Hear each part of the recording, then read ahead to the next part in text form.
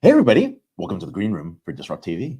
And today, Bala Afshar is traveling, and I will be the solo host, but I'm here with an amazing co-host. My amazing producer, Elle. And of course, we've got three great guests here. So we're going to introduce them in reverse order of appearance. And of course, we will do that and ask them where they're coming in from and what are they talking about today. So, all right, Scott, where are you coming in from? What's the topic of du jour? I am coming in from DC, and I'm going to talk about what the Income to Support All Foundation, or its foundation for short, is up to, what projects we're up to, and how it's centered around the concept of universal or unconditional basic income. All right. Conrad, where are you coming in from? Nice palm trees. I am at an Airbnb in Los Angeles today, traveling, working with Scott actually in the ITSA Foundation, and specifically on the two projects you can see in my name, Comingle and Bootstraps, around universal basic income. Very cool.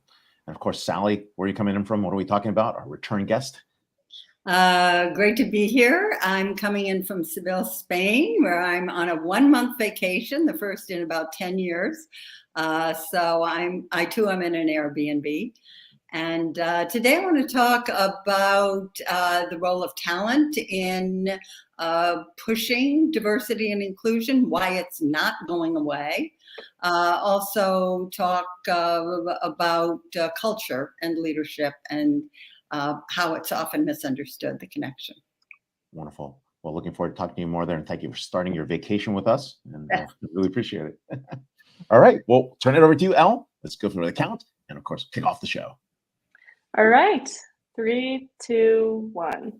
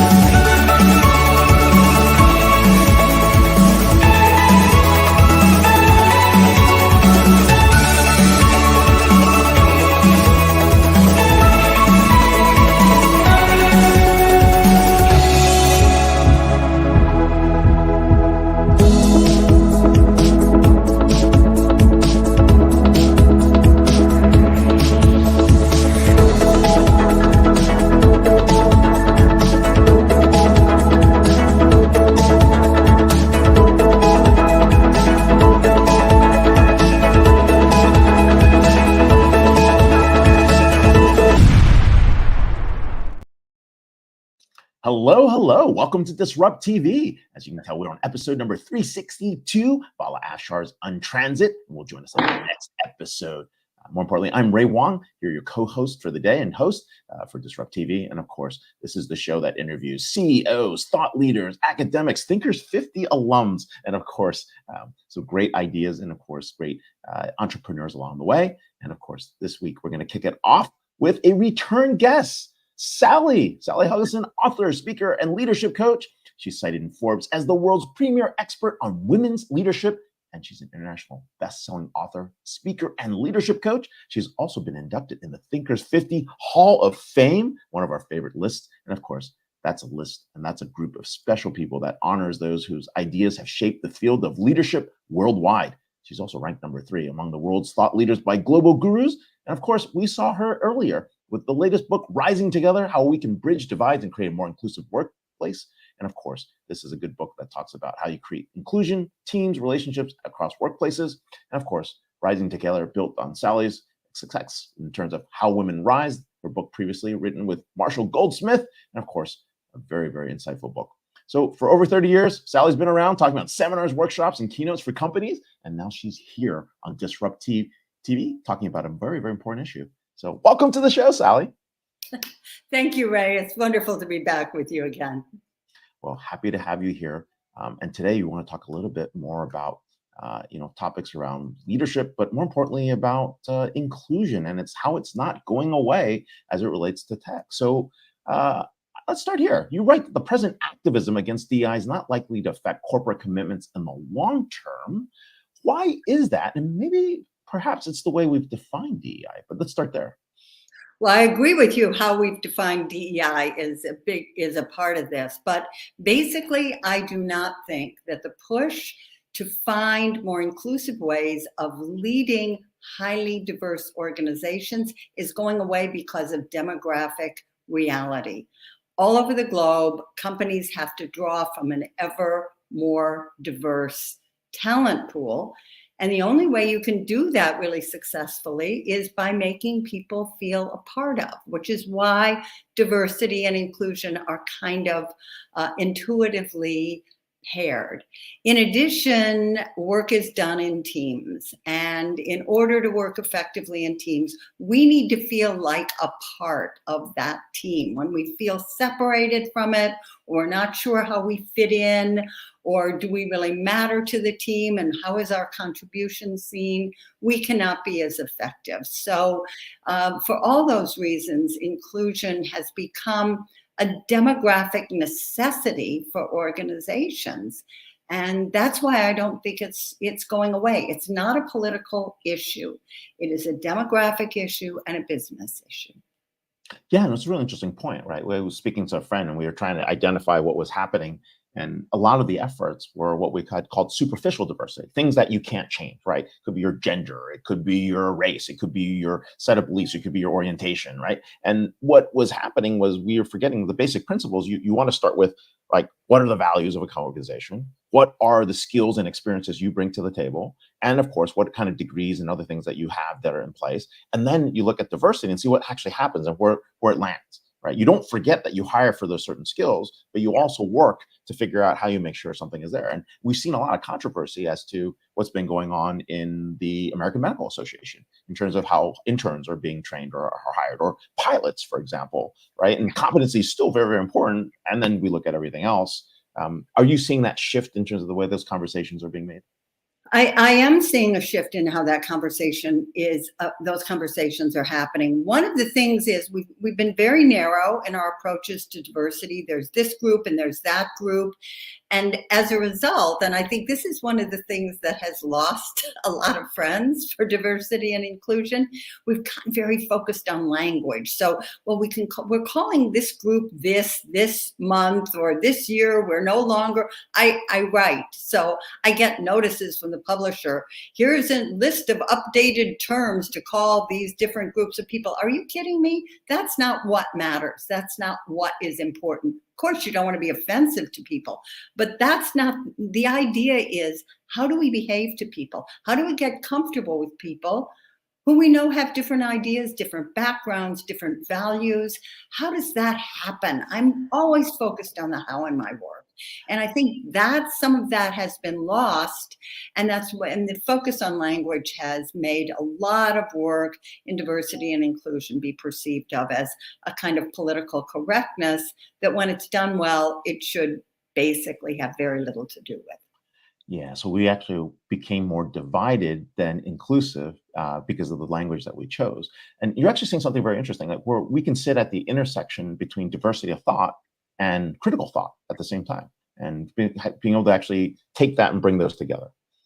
That's exactly right. And when we're overly focused on language or on what I call the hunt for unconscious biases, then we tend to forget about the importance of how different people think. And how could a person think this way who was from that background? Guess what? They do. So get used to it, move on, and find a way to create a constructive relationship. So I think it's gotten a little bollocksed up. So on one hand, there's some issues with how it's been done, both in terms of the methodology, in terms of the language. On the other hand, there's a lot of political movement against it by people who frankly don't have to hire a whole lot of people. So that they're missing what the big issue is here for many companies. We are. Plus, we're also going to see a very, very interesting interaction as to, the talent mix and the pool mix is actually changing as well. So we're definitely seeing that in the demographics across different countries, especially in countries that actually don't have replacement to population, right? You're going to actually see very, very significant population shifts that are going to happen. Let's talk a little bit about women's leadership this is a topic you've been passionate about for the last 35 years. So what's changed? Let's go back. I don't know. I can't even think. In the 80s. Let's take the 80s maybe. Not much was happening in the 80s. I'll tell you, I was there. I was there in the 70s too. Not much was happening.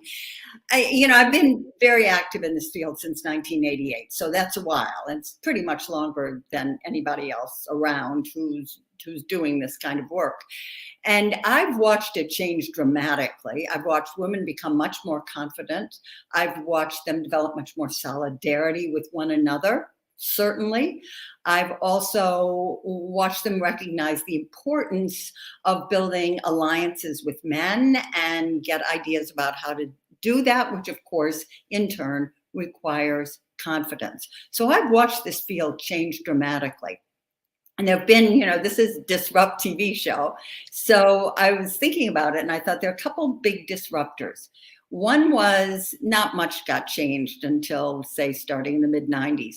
One was all the research that was done, and this doesn't sound very exciting, but a lot of research was done showing the advantage to organizations of being able to attract and retain talented women, how it was better for teams, how teams made better decisions, how organizations cultures made better decisions, et cetera, how they operated in a more harmonious way, et cetera. So that had a big impact. But the two big sort of disruptor events that I saw were, number one, the 2008 global recession. That was a big deal. I remember I was at a huge conference, women's conference in Deauville, France. Women from all over the world, every country possible was represented. They called it the Davos for women because women weren't as then. But it was really interesting. And the economy was melting down even as we were there. And what a lot of women took away from it was, I listened to those guys when they said, no, we're doing things right. You just can't see it. When they didn't listen to my warnings, because a lot of women were in the role of Cassandras then, warning that, their organization, this is not a very good way of investing our investors' money, et cetera.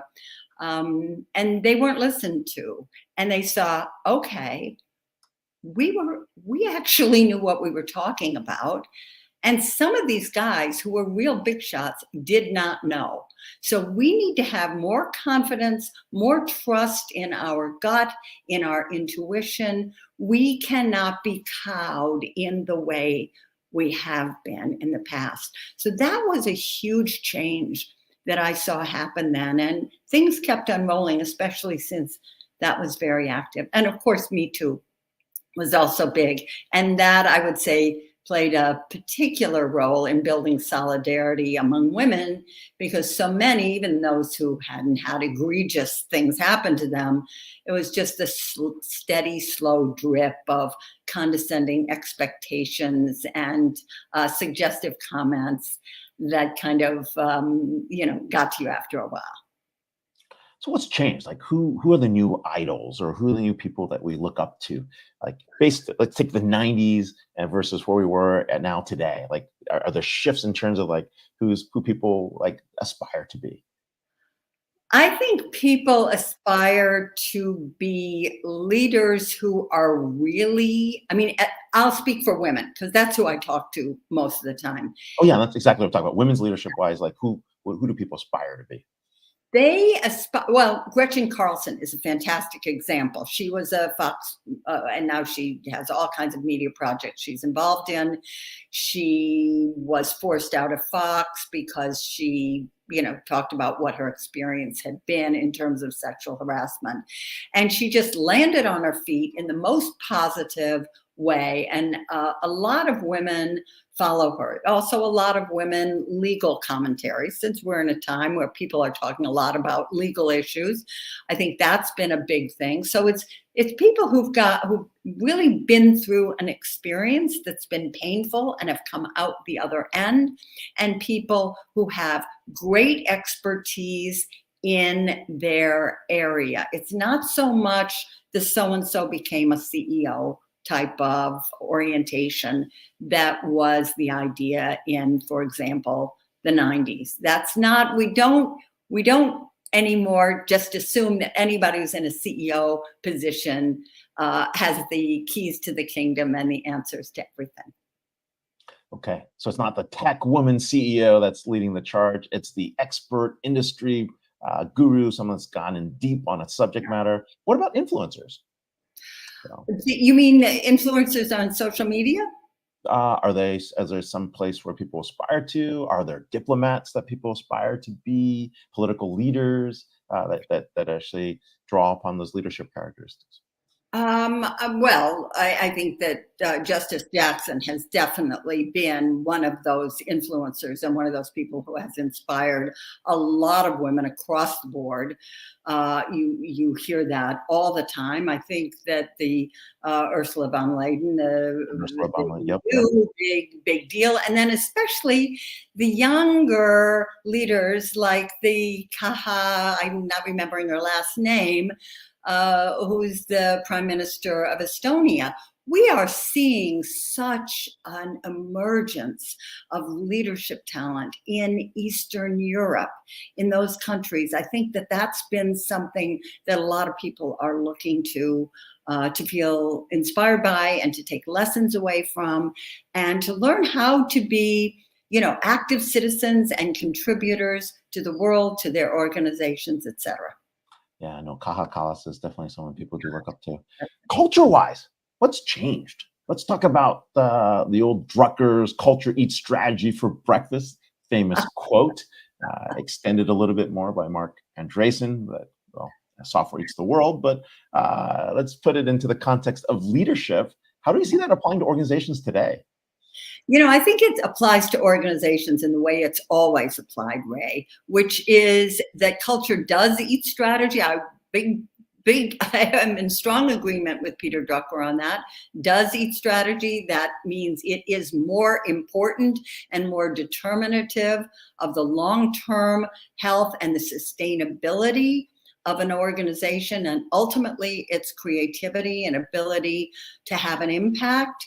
Culture is what does that, but senior leaders are rewarded for strategy because the system we live in, and we all live in it, is very oriented toward short-term performance, medium-term performance. So it's very tough for leaders, as much as they may want to, or much as they may talk about it, to actually put culture first.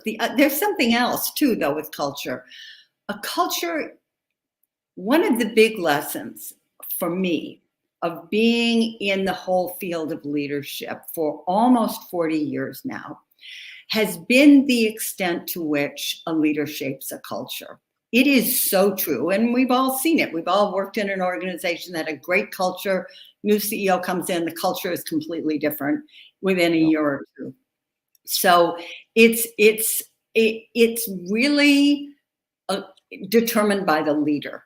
And it is so difficult for leaders to get any kind of information as to what the culture is actually like or how people experience it, because people don't talk honestly.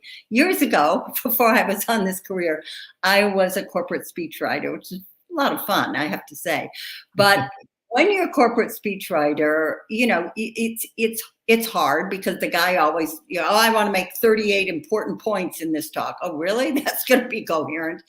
And so it's very tough to do because they've always got opinions and they're different than yours, but you're there to serve them. And often they're lousy speakers as well. But what used to infuriate me or make my job harder was I would be people, well, what was that about? Does anybody have any idea what that jackass said? Something like that. And then everybody would go up to him and say, wow, that was great. You really nailed it with that. And I said, don't tell him that. Don't tell him that. He'll don't encourage bad behavior. What's going on? Speech for the rest of your lives. Is that really what you want? And it helped me understand something that I have watched. And I see people trying to deal with this. I see for example, Marshall Goldsmith's stakeholder-centered leadership, coaching, which is where the coach tries to get everybody in the company to share what their actual impressions are of the leaders. Well, good luck with that. I've tried it. And I've been told, well, off the record, but here's what I want to say. They don't tell you. It's very difficult. So a leader who is actually interested in creating a positive and sustainable culture, not a culture that blows up the day after they leave, or the year after they leave, really needs to find a number of people who will tell them the absolute truth on whatever it is. And those are going to be different people in different areas. But that's, I think, the most important thing for a leader who wants to have an impact, a positive impact that's sustainable on a culture. Because otherwise, he or she is just going to think that they are doing great.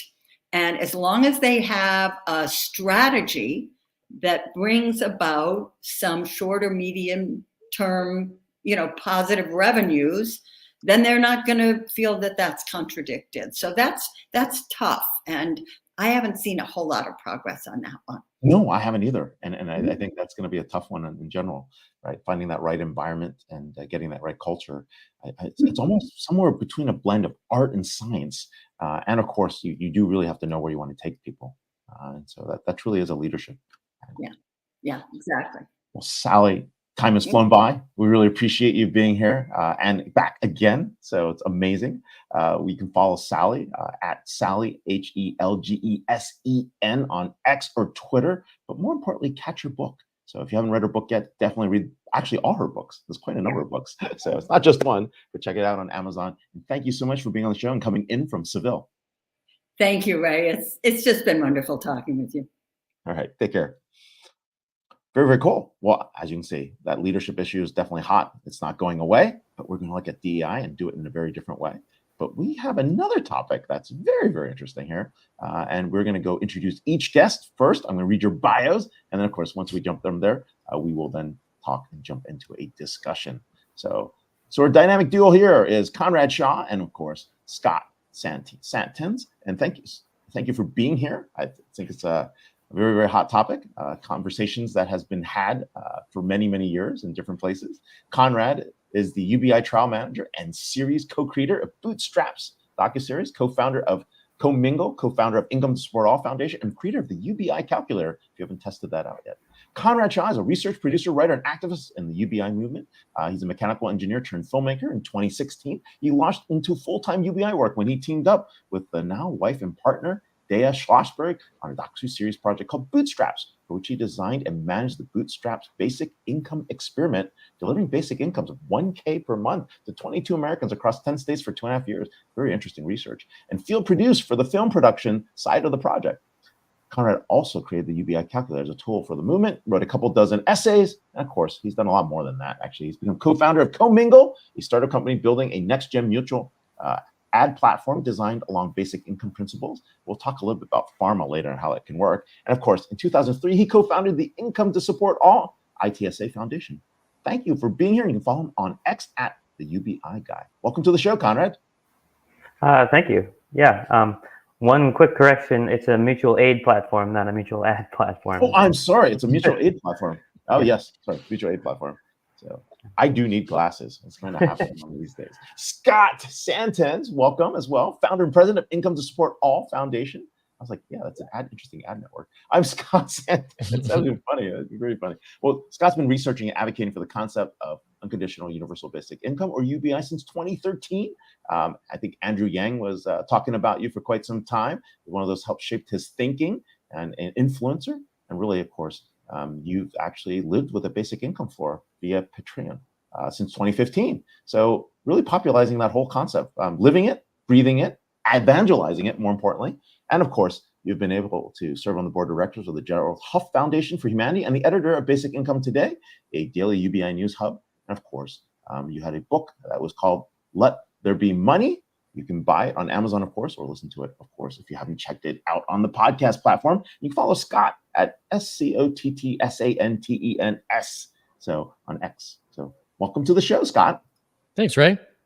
So Well, this is a big debate because you're on with a free market capitalist. So this is going to be a fun conversation, and we're going to have a little conversation about all the different arguments. And I think it's a very important piece to have different sets of ideas here. And so we'll start here by going with, well, actually, let's start the discussion in terms of where you guys see this headed in general, because why are people talking about this, and especially in the age of AI? Yeah, I guess just to start things off too by just making sure that everyone knows what basic income is.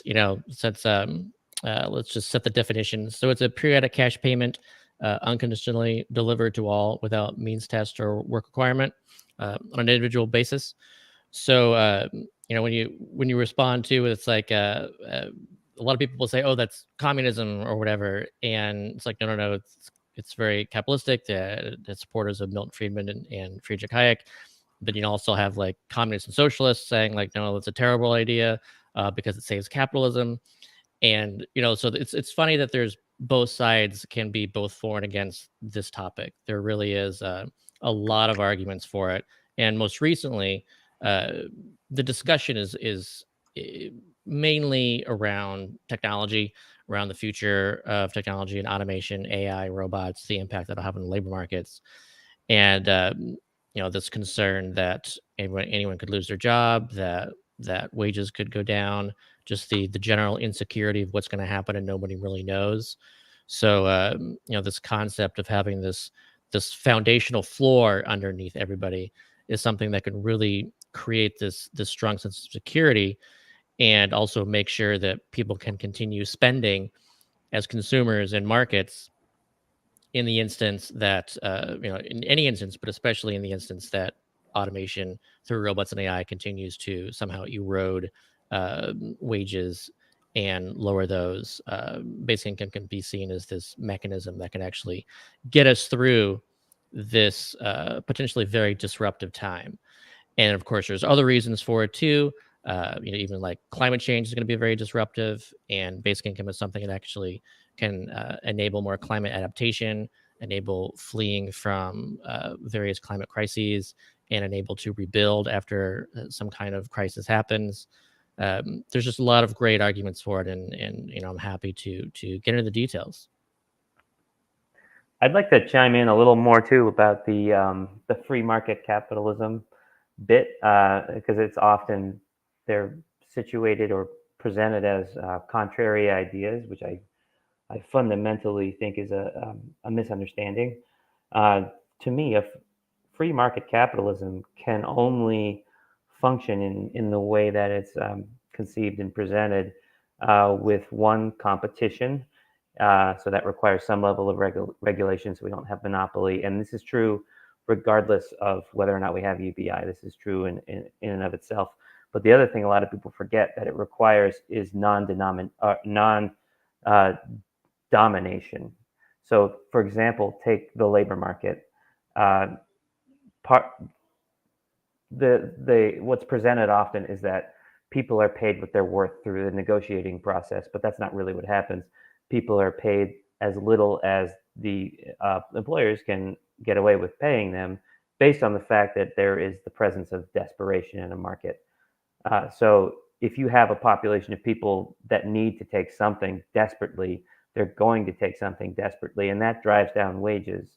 I know when I was an engineer out of school, Lockheed was charging $150 or $200 an hour for my services and giving me 30.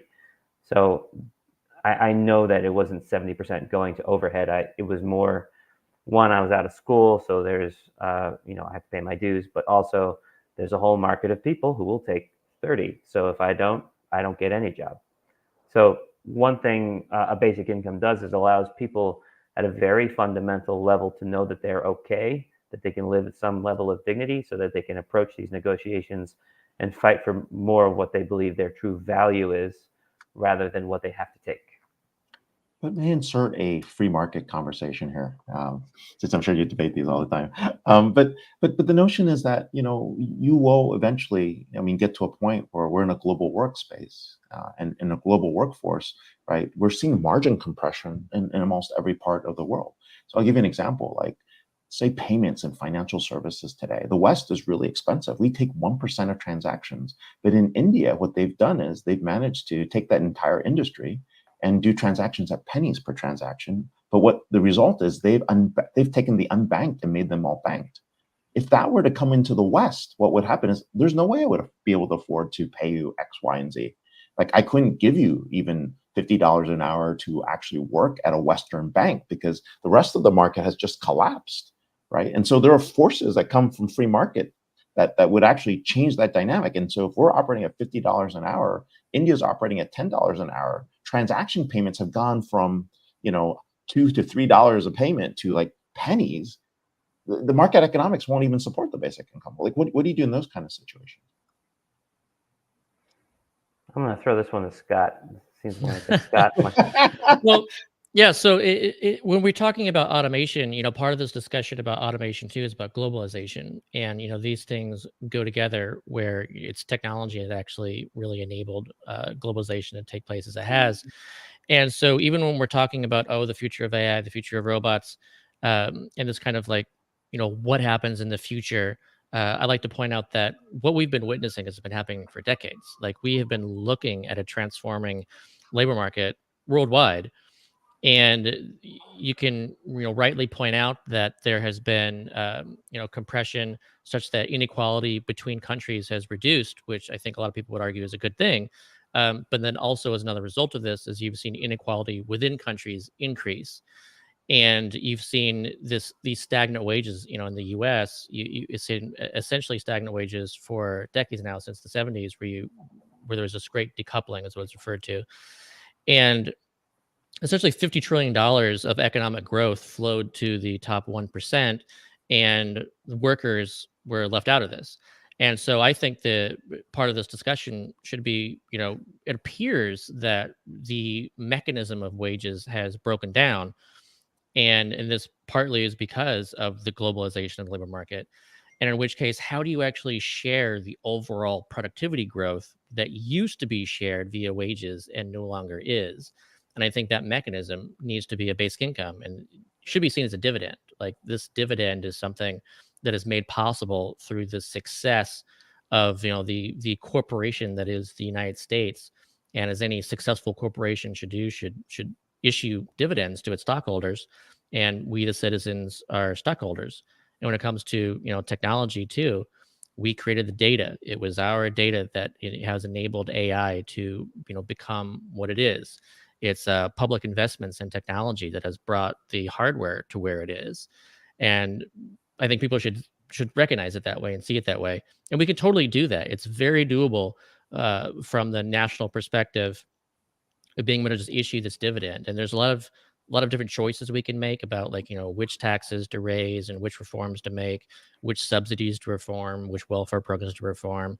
But I would argue that this is something that's very important to do, not just as like an adaptation to future dangers of automation, but because of what we've been witnessing for decades. No, it's an interesting point. But when AI and automation give you a catalyst towards your argument, right? Where people, because now that we got two things, we got population decline, right? We're going to see the peak and then the drop down. Every Western democracy and any kind of Western country basically is going to experience a population inverted pyramid. China's going to lead the charge because they're in that space. Japan's a good example of where we are in the future. And that's going to accelerate the creation of automation and robots and other things. How do you get the policy right so you have the right balance between too much capacity, not enough capacity, people without purpose, people being able to pursue their purpose? Like, does that happen in policy, or are there market dynamics that could make that happen? I think, or maybe I'm asking the wrong question, and you don't have to be polite. That's good. It's a good discussion. I think a lot about the design of the things, and I come at it from more of an engineering design perspective, where imagining we're going to get it right the first time, or especially setting it at an arbitrary number that we have to like renegotiate all the time, are mistakes. I think with something so fluid as social policy in the context of ever-changing technology, we have to imagine it's going to be an optimization game and an adapting game. I think the most important part is the mechanism of getting a floor of income to everyone, and we can continually measure productivity, we can measure cost of living, and we can measure impacts and outcomes of what we do, and optimize based from there to find the appropriate equilibrium. But when you get a universal basic income, do you lose your freedoms, right? Because it might be social policy that says, hey, because we're going to know it's going to be implemented differently in every country, right? It's going to be different places. In some countries, it's like, well, you have to have a good social credit score. And if you have that, maybe we'll give you your universal basic income. That's not a universal basic income by the basic definition. This does come up a lot, and it is a concern. Like with any idea, communism, capitalism, whatever, they're all not. If they're corrupted by not the idea, then they become far worse. So if it is not universal and unconditional, meaning the government has no say over whether or not you get it and how much you get and what you need to do for it, if it's not specifically untargeted and unconditional, then it isn't the policy we're talking about. So the real question is, how do we make sure it is a UBI and remains a UBI as something that the government is only allowed to really act as a pass-through for this income? It's one way to see it is as it's sort of a shrinkage of government responsibility and power. It's a deputizing of every single citizen to take their certain chunk of national prosperity and decide how to spend it themselves. But how do you determine what's too much or too little, right? I take the state of Oregon, which offered free healthcare, and certain procedures were on a list, and sometimes they moved up or down depending on the budget or where people were, right? Like, how do you know what's enough? Or let's say people got greedy and decided to give everybody a UBI that wasn't a UBI, that was a little bit more, or people got stingy and went the other direction. Like, how do you correct for something like that? Yeah, something I like to point to is the fact that the closest thing in operation to a universal basic income anywhere has been existing in Alaska since 1982 with their fully annual dividend. And so it's around $1,000, $2,000. It can be much more than that too, on an annual basis for over 40 years. Yep. And it's a great example to look at what is the impact of that.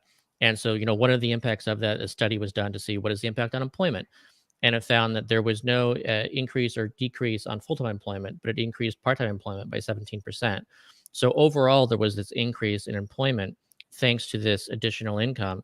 And part of that was, it helped fuel small businesses, it helped spending, and then that led to job creation, which enabled people who were looking for jobs to take those jobs.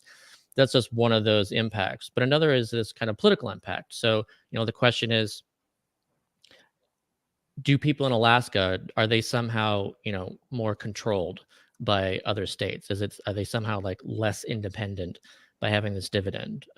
And I would bet that if you were to talk to 10 Alaskans, that none of them would say that they feel dependent or somehow less free because of having this dividend, because the state does not have any stipulations on it. It doesn't say you have to work in order to get it. You get it because you're a resident, and you do not. It's cash. It's not like some kind of voucher scheme or something. They would not accept something like that. And part of the strength of it is it's fully universal, and so that also helps feed into what can keep something unconditional. Is that if it's fully universal, then everybody has their skin in the game. And they vote. So part of the things in Alaska is that people do vote in higher numbers. And we see this with seniors too, with Social Security. It gives them a reason to vote. And then that makes them a more powerful, voting bloc. So it's kind of it's interesting how people can be concerned about this kind of what government will do when you look at those populations like seniors and Social Security and see that they're actually greatly more empowered to the point where politicians appeal to them and want to make them happy because they're worried about what happened if seniors turn against them. I'd also love to speak a little to your strategic question. Mm-hmm. So about finding the right level. And this is the thing you mentioned that I did, the UBI calculator, it's UBIcalculator.com, was an attempt to kind of get everyone to be a little more honest, be both pro and con, because a lot of people don't really understand what's real in the economy, what's available, what levers we can pull, and what the consequences are of those things, both macroeconomically and microeconomically. If we give everyone $50,000 a year, does that actually cause a great withdrawal from the workplace? If we give everyone, $50 a year, does it make any difference and discredit the idea? So that was an example of different ways we could fund it and what it might mean. Strategically, for me, I think the way to approach it is remember that the most important part of the idea is the universality of it, the mechanism of everyone getting it, regardless of the size. I would start at a level that I feel confident is not going to negatively impact the economy potentially in ways we don't expect. So the poverty line or below is where I usually I shoot for poverty line. I don't think anyone's going to stop working when they're making poverty line. And then I would measure the outcomes and find a way to strategically peg it to a smart moving target, like a percentage of GDP or a percentage of per capita average income, so that as you know, there's a rising tide. As the country is more prosperous, we do better. And as the country has hard times, we're not robbing Peter to pay Paul. So that we're not having, you know, the minimum wage argument we're having forever and ever and ever of like, it needs to be this. And actually, no, it now needs to be this because we haven't changed it for 20 years. Have it set to something that sort of automatically grows with where the country's at. So you want a dynamic formula is what you're saying. Absolutely. So, okay. Look, one of my good friends, a guy named Richie Atwaru, was talking about the 31st human right, having your personal, like your data, your genomics, your all that information and insights that belong to you, and making that a property right. And he's using an example that was in the pharmaceutical industry. Like if you had a de-anonymized record in healthcare, like pharmaceutical companies would love it. They'd be willing to pay up to $600 to $800 a de-anonymized record for a clinical trial. And it doesn't impact, I mean, it's pretty interesting because healthcare doesn't discriminate. If you got a disease, you can actually pop it up. And so if the data was actually owned by you, and you could actually, you know, volunteer the data, put it towards, you know, American Cancer Society if you want, or you could actually sell it to a pharmaceutical and they would seek your permission. You could easily get $600 to $800 per pharmaceutical company, which could be 4 pharmaceutical companies researching a drug that could actually fund your UBI, for example. Right? That's because an example of one good funding source. I mean, you could do carbon tax, you can do regular data taxes about, you know, your preferences, like the stuff that's being collected by Facebook. You could do wealth taxes, corporate taxes, income taxes. These are all value-based decisions. Another reason I created the calculator was to sort of eventually be able to let people vote their values and say, how do we want to pay for it as well? Like, what do we morally believe in? Well, I was trying to find a more free market approach to it to get there. But take the Alaskan dividend, the fund, right? It's for minerals in the state. And when we look at the data, have we seen more people move to Alaska so they can get that? I don't think that has changed, but you know, there hasn't been an inflow of people moving into Alaska to collect the dividend because the number isn't that high. I bet a few people have. I'm sure people have tried to game it. It hasn't been a big game changer. If you had a more robust UBI in one specific location, there's definitely the concern that, you know, you need some sort of way of proving residence or something. Like if you had a $12,000 per person per year UBI in some town in the middle of the country, you might see people kind of be like, I might move there. So that is a consideration when you're setting up a policy in terms of borders. Well, I just want to chime in here too. First of all, you know, when it comes to trying to figure out some kind of private market model for basic income, that is a very interesting question. And when it comes to something, you know, like a data dividend of some kind, you know, I like that any kind of setup where a company is paying, you know, us for our data, I think is better than it not doing that. So that's great. Sure, data. I don't we think should own it, right? Yeah, I don't think it substitutes a basic income. I think it is very complementary. But I do think that this is also a good opportunity to get into what the Comingle let's project go to the is looking research. to do. Let's go to the research that you guys did too. Yeah. There's 2 questions. So the first time, Comingle can get into, you know, what is like an option for a private mechanism for you know, a non-governmental model of a small basic income. And I think Bootstraps also answered one of your early questions as far as like, how do you know, continue to seek purpose with basic income, and say like, you know, what happens during this pilot when people had it? What do we generally see as a result of these pilots? Yeah, the purpose behind both these projects our theory of change and everything is experiential, and we wanted to answer the two big questions that people have about UBI. One is always the like how is it done? You know, where's the money coming from? What's the mechanism? And that's sort of, we want to answer that experiential rather than intellectually. So we're building a model that actually functions as a governmental model, but on a voluntary basis. So it's like a self-selected nation where everyone pays voluntary income tax toward a pot that gets divvied every week in equal share to everyone. And it's an elegant way to make sure everyone that joins the community is always guaranteed some floor of income every single week. And when you do that, it answers a lot of the questions experientially about the mechanism that tend to confuse people. Like, why would I give Bill Gates $1,000 a month? It's like, well, you give everyone a starting floor of $1,000 a month, but the way you would fund it would end up costing Bill Gates an extra, some millions of dollars. So he ends up being a net contributor to the program. The reason you give it to everyone up front first is because it allows you to take an end run around the enormous bureaucratic burden and stigma and waste of missing people, and collect the money back on the back end in taxes. So that's the mechanistic side.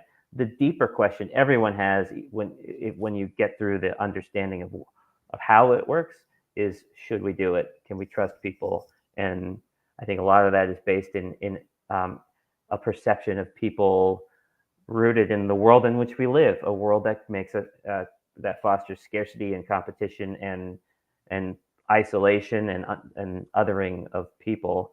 So we wanted to answer that question, like, should we trust people? Can we trust people with just cash with no oversight? Like, is that a good idea? We saw that in the pandemic. The human nature question. We should discuss that a little bit. But the point of our docuseries was to just experiment with that and say, we're going to give these people money. We're going to embrace scary stories, and from homeless to middle class, people with some drug addiction histories, and just see what happens, and then people that are like living model lives, just see what happens in everyone's circumstance and let people come to their own conclusions. So with the pandemic, I'm curious where you're going to go with this. I think we should clarify the difference between things like the stimulus checks and unemployment checks. The stimulus checks were very much like one-off UBI payments. The unemployment checks were conflated with UBI, but they're actually functionally the opopposite. They're the opposite. I agree with you. No, they were the opposite. Yeah. No, the stimulus checks actually. I mean, look, when I saw the stimulus checks go up, I literally bet on Las Vegas casinos. All the money went into Las Vegas. All the money went into Las Vegas. All the money went into Las Vegas. I don't think the data backs that up. I got to be honest with you. Las Vegas, experiences, travel. The stimulus checks and the child tax credit ended up cutting poverty in half while they were happening. I think that's what happened. Travel wasn't even an option, really, especially that first stimulus check. The first stimulus check when that came out, right, the heart of the pandemic and the shutdowns, when that was really a lifesaver. I want to go to the research. Tell me the stories. What did you guys discover? So I think that's the important piece. The stories. Let's talk about what's an issue you care about, because we pick stories to cover all kinds of issues, like whether it's climate or addiction, or like just give me one that's. Well, I mean, did UBI help? I mean, how would UBI help someone who is on recovery, for example, in addiction? We have a story like that, and we picked them exactly for this reason. And she was in a very difficult place. She was working 3 jobs. One of them as a strip dancer, one of them as a work from home, helping people get autistic people get their coverage. She had a lot of different jobs, and she was robbing Peter to pay Paul. She was about to lose the house her parents had got her, or had left her when they died, and she was on the edge. She'd been sober for 3 years, but was feeling herself falling back into it. The way she described the basic income was knowing that drinking, addiction, things like that are ways to check out when you don't see a path forward. And the second she started getting that basic income, she described feeling the ability to check back in, feeling those urges dramatically reduced, being able to go to a bar with friends and say, no, thanks, I'll have water, being able to, well, her story was, it's funny, she's one of the ones who's most resistant to the idea still. She's very traumatized and thinks this is maybe something we shouldn't give to people with an addiction history. And when we say to her, that's why we picked you, because a lot of people would feel that way about you. And you saved your house, you got a better job, you found love, you traveled. Was this $1,000 more a month or $1,000 a year? $1,000 a month. So our specific program was meant to set the floor at least the poverty line for any household, and we treated it as households, but given to individuals within each household. So $1,000 per month per adult and $333 per month per child would ensure that every household was at least at the poverty line, and that each individual in the household had their own check coming in. So if something happened, there was no financial abuse preventing people from being free. So you could take this, and let's take the scenario where, and maybe I can make the argument. You can tell me maybe it's not true. So I just want to check. But the argument that even today, there's a certain percentage that pay taxes, certain percentage that do not pay taxes, right? In one effect, they're subsidized. If you look at urgent care or emergency care services, some people are receiving that SNAP assistance along the way. Don't those all add up to some similar levels of UBI? Would you get rid of all that and then replace it with UBI, or would you still keep those programs? They add up theoretically to similar levels of money, but they're like unemployment, they are the opposite of UBI. So anything that has an arbitrary cliff in which it's taken away creates a ceiling over poverty, a direct work disincentive, a direct disincentive to contribute, whether you're talking about disability payments or whatever. It says you have to save your basic level of security that's coming in through these. You're not allowed to pursue a higher level of achievement and security through these other means. So it traps people, whereas UBI provides a floor beneath all of these things. And what you see in those circumstances, and what we saw with all of our 11 stories to a degree that shocked me, we came in not to advocate, but to just study, was just how quickly people, once they gained the trust that this was going to keep happening, and they knew for how long, just attacked their aspirations, their hurdles. They took a deep interest in their finances. It was like a light at the end of the tunnel that said, walk toward it. And it was pretty breathtaking, actually, to see. I'll add too that when it comes to these questions like replacement of programs like SNAP and stuff, it is a good way to look at this as being, there are a lot of things that we already do that we can replace with basic income. And those like TANF, SNAP, these kind of programs, I think that they definitely can be replaced by basic income. But then there's also a lot of tax expenditures. We do over $1.5 trillion a year in tax expenditures. These are these tax subsidies. It's, we all enjoy the standard deduction. That is a tax subsidy, and we can do a basic income instead of the standard deduction. We can do it instead of the EITC, and there's a home mortgage huge number when we add all these up, right? Yeah, right. It's very big. So those are a lot of things that you could actually replace. And in doing so, then, you have to worry less about what additional taxes you have to come up with. You have to worry less about what inflationary impact there could be, because you are essentially turning one thing into another thing. A thing that I learned when I was doing the UBI calculator that I wanted to make sure people on the pro side understood is, in this country, we vastly underfund social support. So just turning welfare programs into UBI would underfund it, and it would end up hurting people who are getting some support by splitting too little support across too many people. In, say, a Nordic country, they have a much more robust social program, so they could maybe switch it directly over to UBI and benefit that way. Got it. We need to put more into it in general. But one thing that we get in trouble with on the left specifically, or they get angry with us on the left, is this idea of touching the third rail of replacing welfare.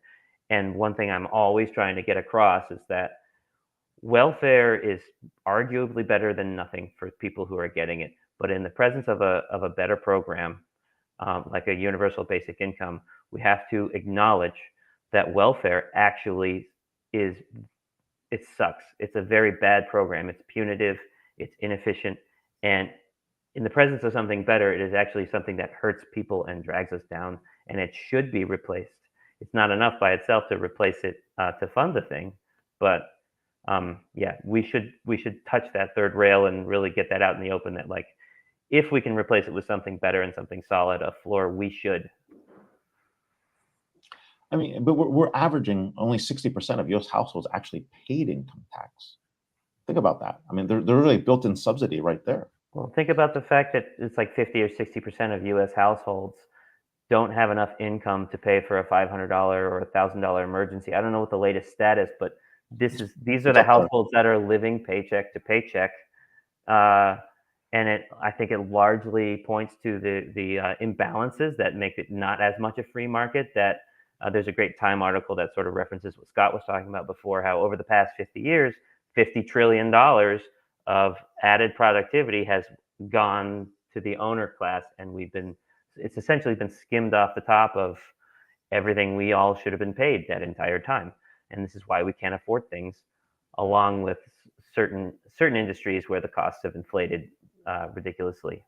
I'm sure you guys are well aware of the UNDP study on universal basic income, looking at China, right? If they were ready to do something like that or able to do that.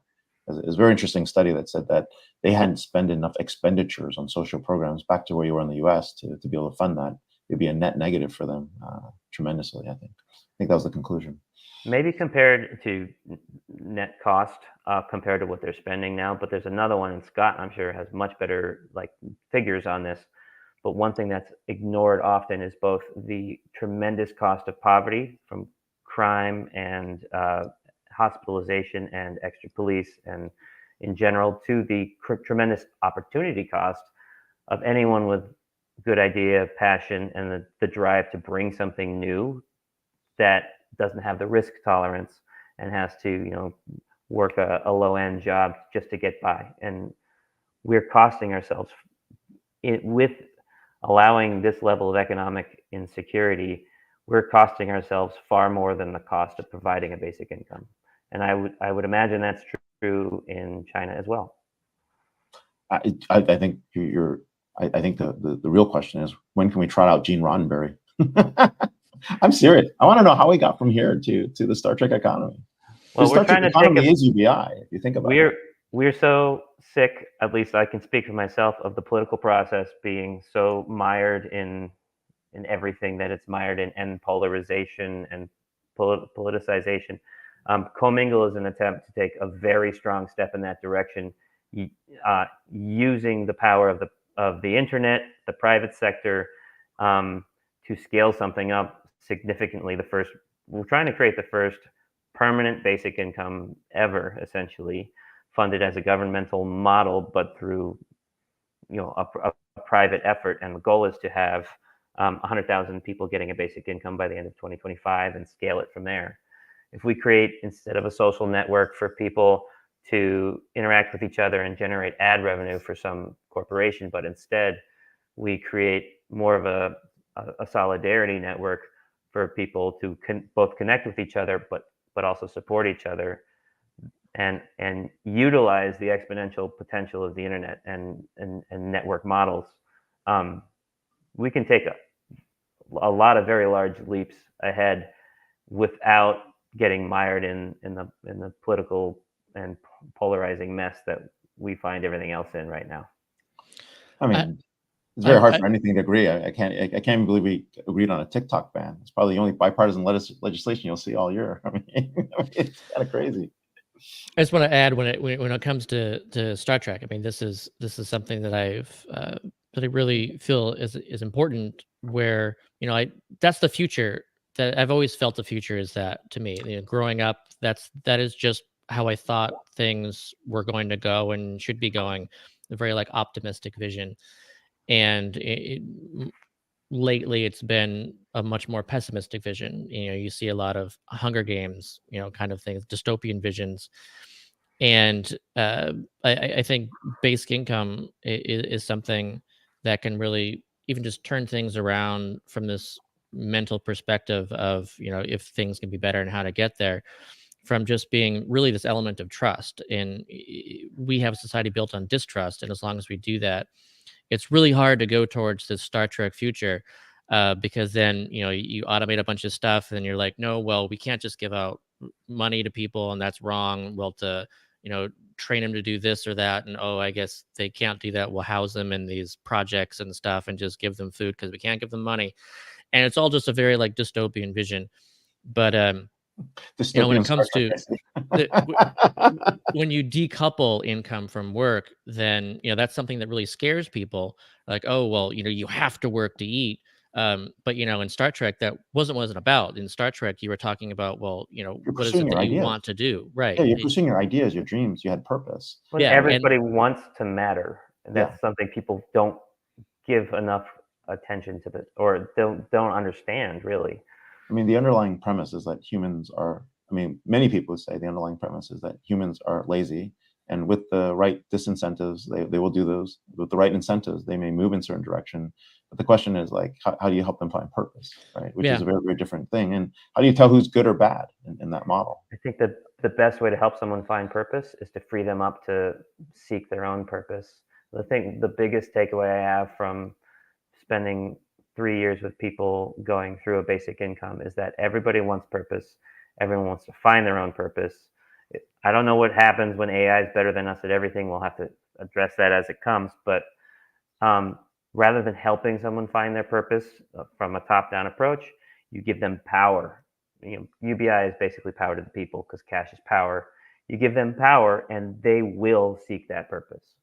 Conrad with the last word. So Conrad Shaw, UBI trial manager and series co-creator of Bootstraps Discussions, co-founder of Comingle, co-founder of Income to Support All Foundation, and creator of the UBIcalculator. Check it out. And Scott Santens, founder and president of Income to Support All Foundation. You can follow him at the UBI guy and at Scott Santens, Santens. So thank you so much for being on the show. Happy Friday. And thanks for sharing your thoughts. Happy Friday. Look forward to bigger discussion. Let's create a convention on this. All right, well, everybody, welcome. We're going to have our next show, and the next episode is coming up, and that episode is episode number 363. We have Professor Ilya Stribulov, founder of the Venture Capital Initiative at the Stanford Graduate School of Business, GSB, and one of the foremost academic experts on venture capital, and the co-author of the Venture Mindset. Michael Norton, the author of The Ritual Effect, From Habit to Ritual, Harness the Surprising Power of Everyday Actions. Talk a little bit more about the behavioral science business. And of course, you can catch us next week. So if it's Friday, it's Disrupt TV. Catch us 11 a.m. Pacific, 2 p.m. Eastern every Friday. And of course, our co-host, Vala Ashra, will be back. So thanks, everybody, and have an amazing Friday.